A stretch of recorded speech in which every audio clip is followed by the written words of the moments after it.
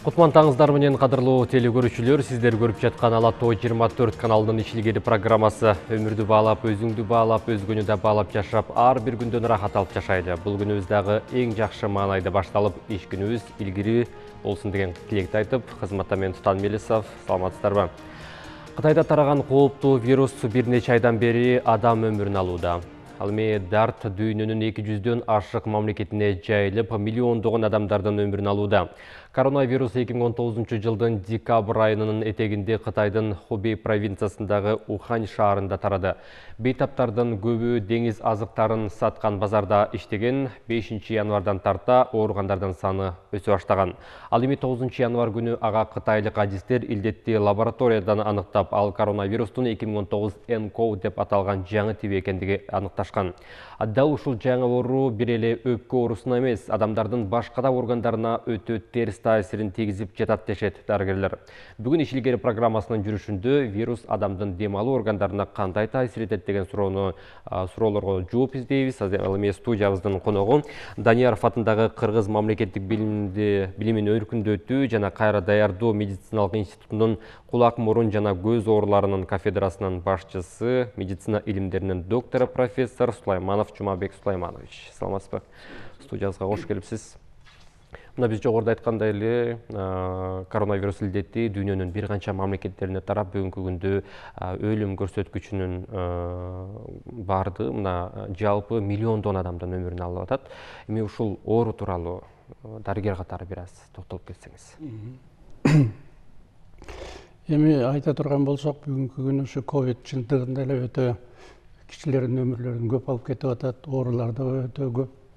Анан кийин эгерде ковид жөнүндө айта турган болсок, бул жерде бул ковидтен деле өтө коркпош керек. Эмне дегенде ковид бул вирус, грипптин бул вирус, грипп азыркы деле мына бүгүнкү күнү грипптин өтө мындай эметкен кези, көбөйгөн кези. Мына көп оорулар эми бул жерде дагы бир грипп менен тиги ковидтин бирдикке айырмасы бар. Болгону ковид менен грипптин эң негизги эмеси тиги этиология деп коет, ошонун себеби бул вирус. Ковидте дагы вирус, бунда дагы вирус. Болгону айырмасы, бир эле айырмасы бар.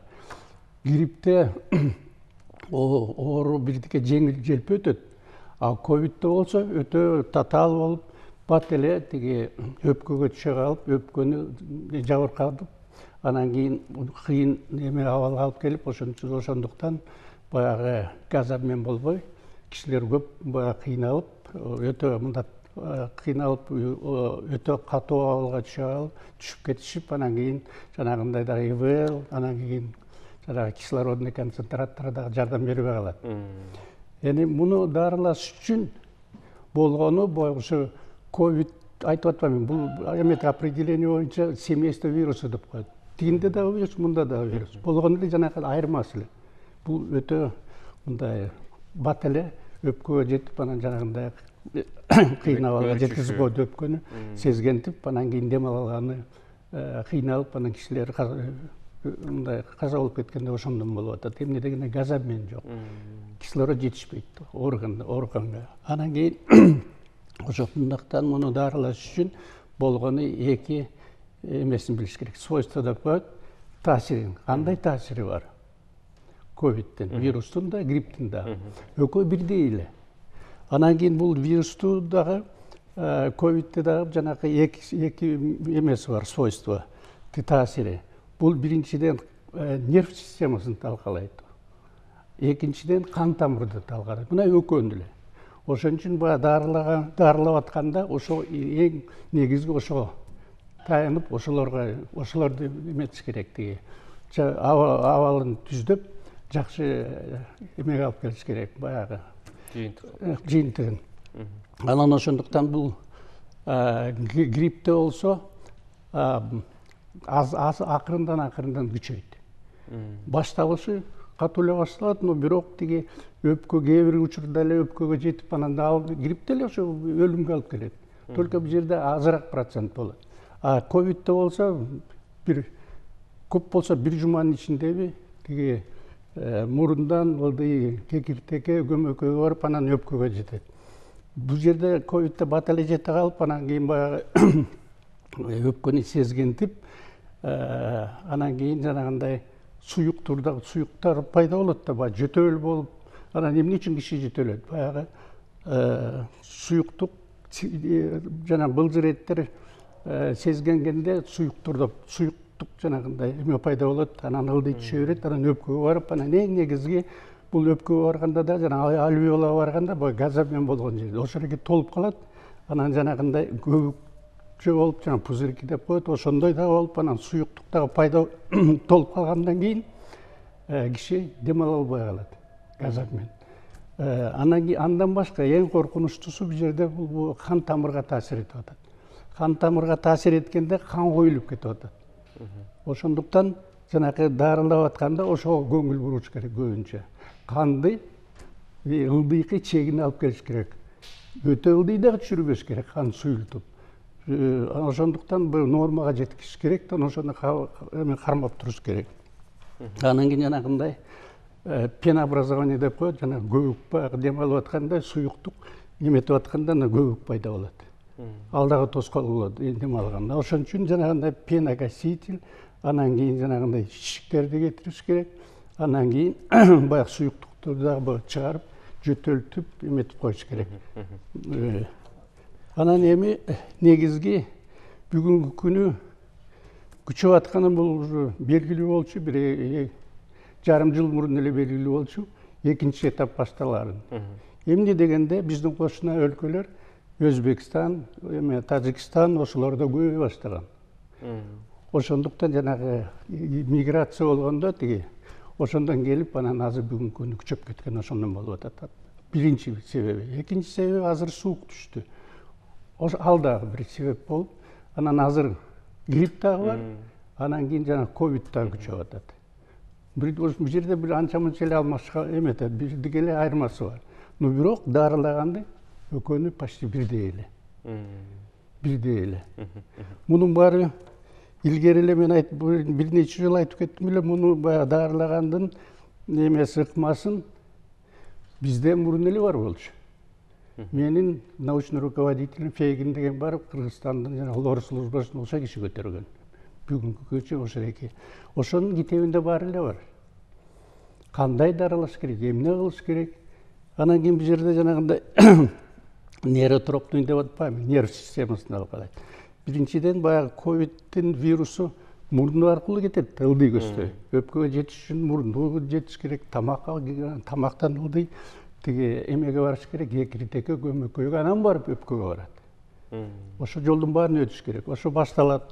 Башталганда бул жерде баягы кээ бирде көп деле температура өтө эме болбойт. 37,5-38, анан барып кийин кээ бирөөнүкү азыраак болот, кээ бирөөнүкү көбүрөөк болот. Анан бирок жанагындай сезгенгенде былжыреттер, суюктуктар пайда болот. Анан суюктуктар пайда болгондо анан кекиртектин немелери дагы мындай ичкере баштайт. Анан дем аба кетиш дагы бирдеки канал, ошо эки канал бирдеке ичкере болгондон кийин дем дагы азыраак барат. Анан өпкөгө жеткенде жанагындай өпкөнүн альвеолалары толуп калат. Анан кийин жана кан тамырларда эң негизги бул жерде көбүнчө эмнеден өлүп кетет кишилер? Кан тамырлар коюлуп, анан кийин баягы өпкөгө кан жакшы келбей калат, же болбосо токтоп калат. Ошондо газобмен болбойт. Жанагы эле бир эле мисал кылып кетсем болот. Балыкты деле кармагандан кийин алып чыксаңыз, ал оозун ачып атып бир убакта өлөт, туурабы? Ал болсо сууда кислород алат. Кислород сууда болот дагы. Ошо газобмен сууда. Кишилер болсо аба менен кислород келет. Өпкөгө жеткенден кийин газобмен болот. Анан кийин эң негизги жанагындай кан тамыры коюлуп кеткенде кан тамыры чала неметип калса, кан чала жүрүп калса дагы аба жетпейт. Анан токтоп калса да сразу эле кислород жетпейт. Анан киши ошондуктан бир заматта эле бул дүйнө менен коштошуп кетет. Ошондуктан биринчи айтат элем, эң негизги жанагы эметкендер көбүнчө жана оорулар ковид менен деле эмнеден башталат? Биринчи жана нерв системасы деп атпайбы? Нерв системасы болгондо мындай болуп атпайбы? Мурундан келген сезгенип атабы? мурдун ичинде эмелер бар, нерв системасы жанагы тиги эмелерди. Дам эмени, эмелер сезүү түшүп кетет да, жакшы баягы эмелерди запахи сезүү органдары сезбей калат да. Анан кийин даамдарды дагы сезбей калат. Ошентип анан ылдый кетет, ылдый кетип өпкө ылдый түшкөндө баягы толуп эметкенде газамен эме болуп нервный система. Бул биринчиси. Экинчиси кан тамырлары келгенде, кан тамырлар толуп, кан тамырлар коюлуп кеткенде газамен болбой калса дагы ошондой болот да. Анда уже жанагы аба жетпей, жанагынтип атпайбы. Ошондуктан биринчи эмне кылыш керек? Ушуларды баягы сезгенден кийин баягы шишийт да. Сезгенүү деген бул шишик. Шишик болгон жерден суу бөлүнүп чыгат. Ошондуктан ушу дарылар эметип атканда ошо гормондорду колдонуш керек. Эмне үчүн гормон деп атам? Гормон колдонгондо гормон жанагы шишикти азайтат. Шишик азайгандан кийин суюктук азыраак бөлүнүп чыгат. Бул биринчиси. Экинчиси гормон. Гормондон башка эме керек. Канды суютуш керек. Ошон үчүн жанагы гепарин керек.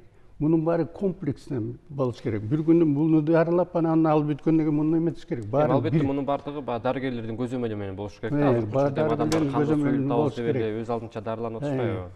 Анан кийин жанагы кан тамырларды суютуш керек да, канды суютуш керек. Канды кеңейтип, кан тамырын кеңейтип, канды суютуш керек. Мунун үчүн жанагы профилактический эмне кылыш керек? Эң негизги баягы ошо эметиш үчүн жерде жанагындай эме колдонуш керек. Кээ бирлер макул болот, кээ бирлер макул болбойт. Но бирок муну илгери эле биздин белгилүү хирург, кардиохирург Исаканович Акунбаев колгондой спирт. Мен айтат элем мүмкүн бир кээ бирлер менен макул болбойт. Но бирок бул чындыкта ошо азыр бүгүнкү күнү жанагы кимдер да айтып атпайбы? Москвада бир жашыраак бир врач айтып атат. Спирт колдонуш керек, ингаляция кылыш керек. Бул пеногасил деп. Мен аны менен 100% макулмун. Муну как пеногаситель, анан жанагы спирт биринчиден жанагы пеногаситель деп атпайбы, жанагы өпкөгө барганда жанагындай газамен болуп атканда жанагы жанагындай эме пайда болот деп, пена деп коет. Көбүк. Ошолорду, көбүктөрдү таратат. Мында эмелер жарылат, анан кийин бошойт альвеолалар. Биринчиден, экинчиден бул спирт күчтүү антибиотик. Антибактериал микробторду өлтүрөт. Үчүнчүдөн шишикти кетирет. Бизге ошо да, ошо керек бизге. Муну болсо илгертен бери өткөндө бир 40 жыл мурун эле биздин белгилүү Исаканович Акунбаев эң биринчилерден жанагы кардиохирург. Орто Азияда, Прибалтикада, Закавказьяда эч ким биле электе эле Россия, Москва кардиохирургтары менен кошо бул дагы бизде биринчилерден болуп Кыргызстанда жүрөктөргө операция жасаган. Ошо киши илгери эле 40-50 жыл мурун айткан спирт колдонгон. 33% спирт колдонгон. Ошондуктан мен айтат элем бүгүнкү күнү эң жакшы бул профилактический да, дарылаганга да тактикага эң жакшы бул спирт.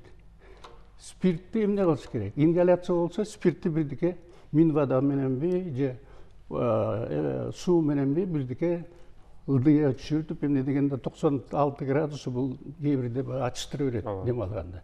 Ошон үчүн бирдике бир 40-50 градуска процентке түшүрүп туруп, анан кийин жанагындай ингалятор менен дем алса, жанагындай шишикти кетирет, микробторду да өлтүрөт. Анан жанагындай пеногаситель деп коет, жанагындай эмелерди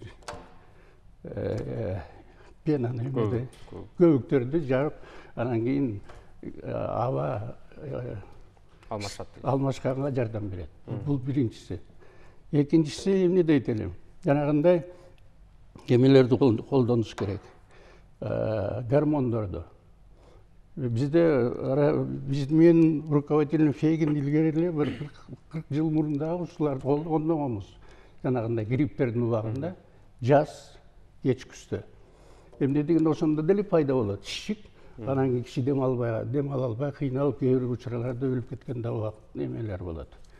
Ошондуктан жанагындай эмени колдонуш керек, тиги гормондорду, шишикти кетириш керек. Эмне дегенде бул гормон дексаметазон болобу, преднизолон болобу, бул шишикти бат кетирет. Ошого катар эле эме колдонуш керек. Гепарин. Гепарин эң жакшысы бул гепарин. Бул гепарин болсо эмне кылат? Жана канды суйлтат. Эмне дегенде бул жерде жанагы сосудистый эме деп атпайбы, кан тамырларды таасир этип, ковид вирус анан коюлтат. Ошондо эмеге алып келиш керек. Ылдый суюлтуп туруп нормага жетиш керек. Андан ылдый түшүрбөш керек. Ошондуктан бул гепаринди колдонуш керек. Гепаринди профилактический десек, анда 5000 единица деп коет, 1 миллилитрде 5000 единица гепарин бар. Ошону 2 мал колдонсо болот. Но как баягы орто, баягы жеңил желпүүдөн оор абалга өтүп баратканда муну болсо 2 мал болбойт. 4 мал кылыш керек. Муну болсо мен жана Георгий Фейгин деп атпайбы, мен немем. Ошереке киши эме кылып экспериментально жүргүзүп, ушунун баарын неме жазып кеткен. 5000ден. Дозировкасы 5000ден көп болбош керек. Көп болуп кетсе, анда кан суюлуп, кишилер жанагы қан кровотечение болуп, қан суюлуп кетсе, кровотечение болуп, ошондон да каза болуп кетет. Ошонун дозировкасы 5000 единица. Андан көп көбөйтпөш керек. Ошону болсо 4 күн 4 мал сайыш керек. Ар бир 6 саат сайын. Андан кийин эмеге өтүш керек. 5-нчи күнү 3 мал, 6-нчы күнү 2 мал, 7-нчи күнү 1 мал. Бу акырындан ылдыйлатыш керек.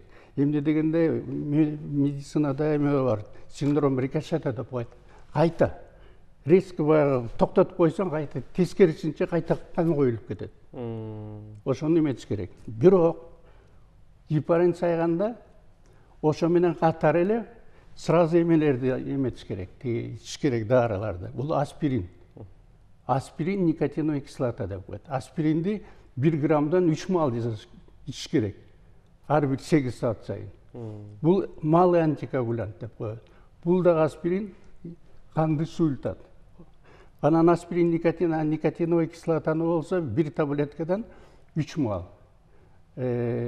Аспиринди болсо 2 таблеткадан 3 мал жазыш керек. Муна жакында эле немистин врачтары айтып чыгышты. Биз жаңы дары таптык против COVID-19 деп жазып атышат немистин врачтары. Бирок алардын дозировкасы бир эле жолу сразу 6 таблетка деп атат, мында болбойт. Муну 2 таблеткадан 3 мал жазыш керек. Эмне дегенде 6 таблетка бир ичсе, бул эметет, тиги ашказанга өтө тез таасирин тийгизип берет. Андан башка жана никотиновая кислота керек. Аспирин жана тромбоцит деп коет, ошолорду мындай уюлап түшөт аларда. Ошолорду эметпейт. Уюлуп турбай мындай эметип турат, ажыратып турат. Никотиновая кислота деп коет, никотиновая кислота 1 таблеткадан 3 мал ичиш керек. Бул болсо жанагындай кан тромбоцит деп коет, ошолор мындай жабышып бир уюла түшкөндө сыртынан бир как балыктын торундай болуп туруп пайда болот. Убагында аны ичпесек, жанагындай эметиш керек, эзип бериш керек, тиги. Ошондо тиги тромбоциттер тиги кан тамыры менен ошо кетет, суюлуп. Ошондой таасири. Бирок бул жерде бир эмеси бар. Тиги никотиновая кислота, то есть гепарин бүткөндөн кийин бул дагы 3 күн дагы эме болуш керек, тиги. Ичтеш керек. Ошондон бул жерде 10 күн ичиш керек. Гепарин 7 күн. Рахмат ағай, бұға чейін дағы мен бір қатар сұраулар даярдадым біле, бірақ анын бардығын сіз өзіңіз алдынан әлі жауап беріп қойдыңыз. Шол дарылы отмасындағы өзіңіздің кеңешіңізді айтып бердіңіз. Сізге рахматыңызды айталы, өзіңіздағы орбаңыз, денсаулықта болыңыз. Çok rahmat. Bir yerde de anca birileri var ile mi? Кейін кеферлерде дағы сөз түрді алды бойынша дағы en negizgi men ayta ettirem günde elibizge birdige jardam bersek, elimiz şu havaldan çıkıp getsek, bu biz için, bizim vraçlar için en жетишкен дегибиз ошол экен. Ел самын болса, ел içinde өзү самын болот. Айтқаныңыз келсін. Рахмат. Ардактуу телекөрүүчүлөр, биз жогоруда мына ошол коронавирус илдети адамдардын дем алуу органдарына болгон кооптуулугу тууралуу сөз кылдык. Биздин суроолорго Данияров атындагы Кыргыз мамлекеттик билимин өркүндөтүү жана кайра даярдоо медициналык институтунун кулак, мурун жана көз оорулары кафедрасынын башчысы, медицина илимдеринин доктору, профессор Сулайманов Жумабек Сулайманович болду. Ал эми акыркы убактарда өлкөдө вирус күчөп турган учурда ар бирибиз жооптуу милдетти алып, оору менен күрөшүүдө бирге аракет кылалы. Андыктан социалдык аралыкты сактап, бет кап тагынууну эстен чыгарбайды. Ден соолукта болуңуз. Сиз көрүп жаткан Ала Тоо 24 маалыматтык каналынын иш илгери программасы өз ишин улантат. Ишиңиз илгери болсун.